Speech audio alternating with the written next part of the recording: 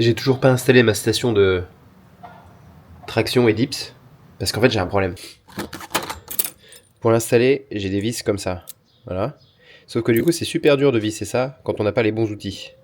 Et du coup, j'ai acheté ça, pour visser, sauf que, malheureusement, j'ai acheté des trucs qui sont pas à la bonne taille.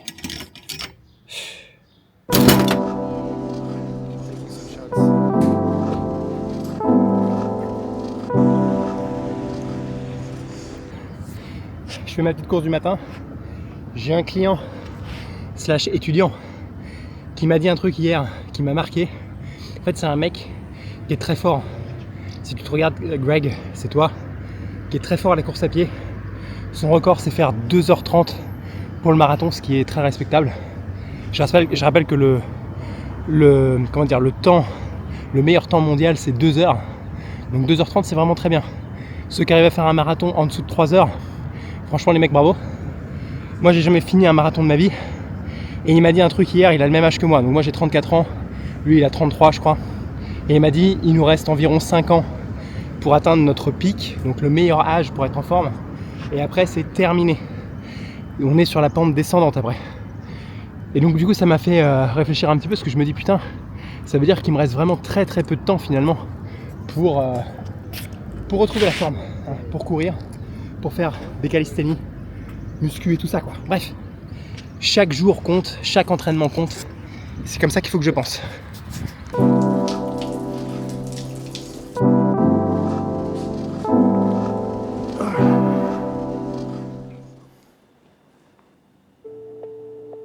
Translation, English. Seeing them makes me even sadder. French. Les voir me rend encore plus triste. Ready for the next one whenever you are. Okay, I'm done reading, so can you write a list of all the things I asked you in Spanish? Here's your clean list. Spanish to English 1. Now add the list to my Notion page called Spanish Vocabulary. En fait, maintenant, j'utilise l'IA pour beaucoup de trucs et notamment pour lire. Avant, j'utilisais un Kindle. Et vous voyez, les Kindle, c'est vraiment super parce que quand vous lisez dans une langue étrangère, ça vous permet de cliquer sur les mots, d'avoir les définitions, éventuellement des exemples, etc. Donc, c'était vraiment pas mal. Mais maintenant, ce que je fais, c'est que j'utilise l'IA et pour une bonne raison, c'est que j'ai l'impression de lire avec un natif à côté de moi à qui je peux poser des questions de vocabulaire, demander qu'est-ce que ça veut dire ce mot, cette phrase, etc., etc. Donc ce que je fais, c'est que je demande à l'IA, je lui explique, voilà, je vais lire un livre, ce livre est en espagnol par exemple, à chaque fois que je te dis des mots ou des phrases en espagnol, traduis-moi directement en anglais ou en français et donne-moi éventuellement des exemples, des phrases que je peux utiliser dans la vie quotidienne par exemple. Et je lui demande tout ça, comme ça me permet moi en temps réel de ne pas vraiment stopper ma lecture mais de comprendre ce que je lis. Et en plus à la fin de ma session, je peux lui demander de me faire un résumé, de me faire une liste à l'écrit de tout ce que je lui ai demandé avec les traductions en anglais et en français, de copier ça directement parce qu'il a accès à Notion maintenant. Donc il va me mettre directement ça dans mon document Notion où j'ai ma page dédiée au vocabulaire de telle ou telle langue. Et comme ça je peux faire des copier-coller, créer des flashcards, etc.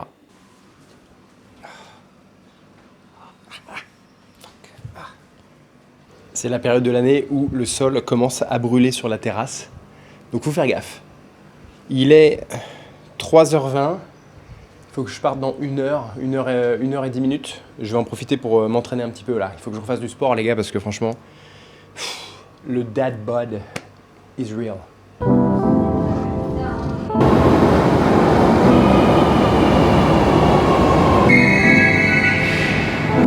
Je sais pas si on va m'entendre vraiment bien, mais l'autre jour, il y a un élève qui m'a dit un truc, et franchement, on me le dit tout le temps. C'est Lionel, je préfère me taire plutôt que d'avoir un accent de merde quand je parle une langue étrangère. Et ça, je l'ai entendu des dizaines de fois, les gars. Et en fait, il y a un gros problème avec ça. Et c'est pas vraiment votre accent. Bon, en vrai, je comprends cette peur, les gars. On a passé des mois à étudier la grammaire, à lire, à écouter des podcasts, à faire plein de choses. Et au moment de sortir les mots, on se sent comme si on était à nu, en fait. On se sent complètement nul et l'accent devient un mur invisible qui nous fait douter en fait de tout notre niveau. Et ça, c'est un truc qui arrive à tout le monde, je pense.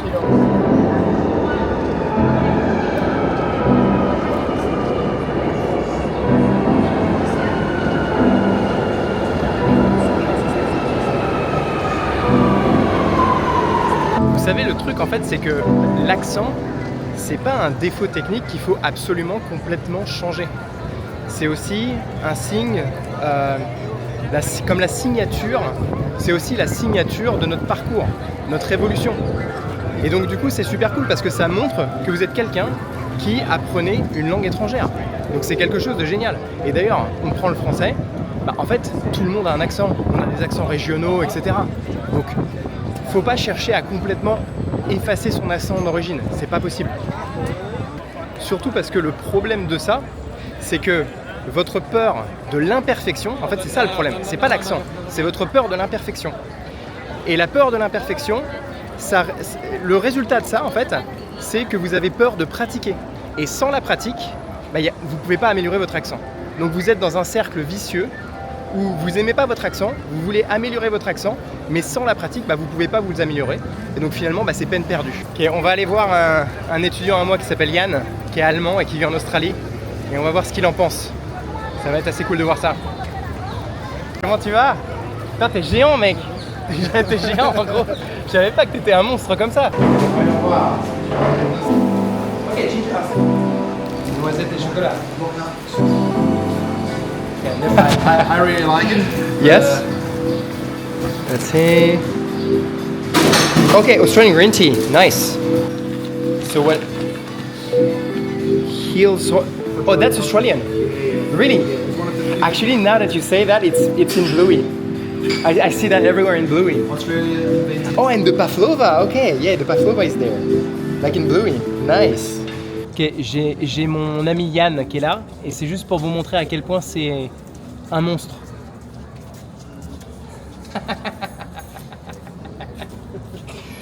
Je suis un enfant, quoi. J'ai l'impression d'être un enfant.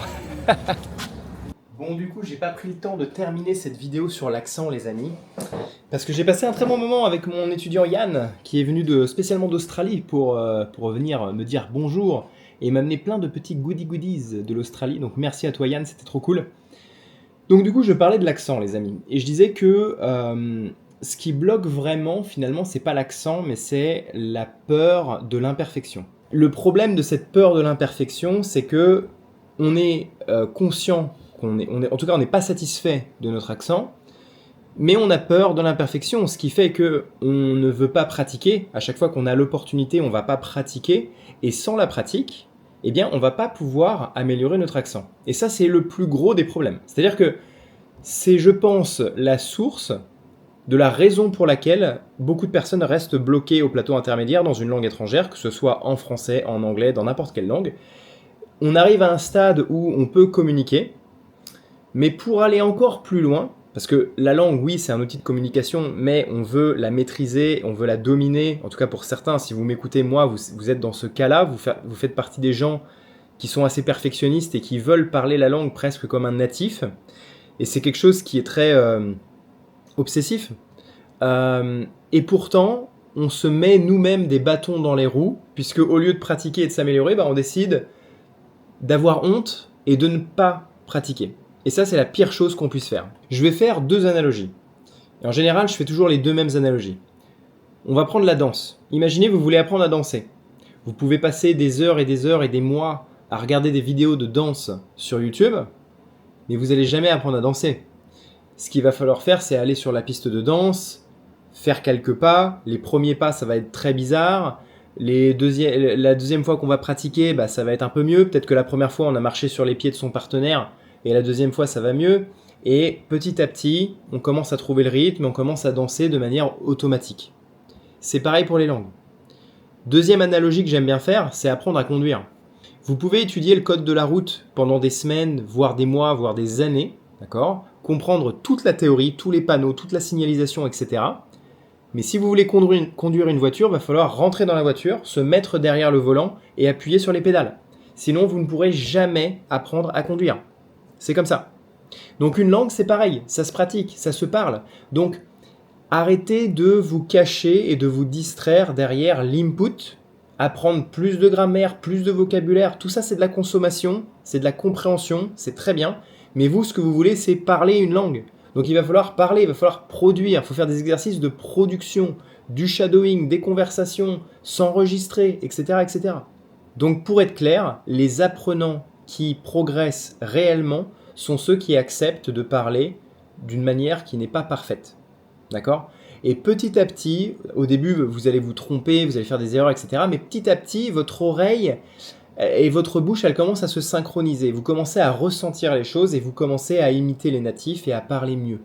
Donc le mot de la fin, c'est que tu n'as pas besoin, toi, apprenant, de parler parfaitement pour être respecté.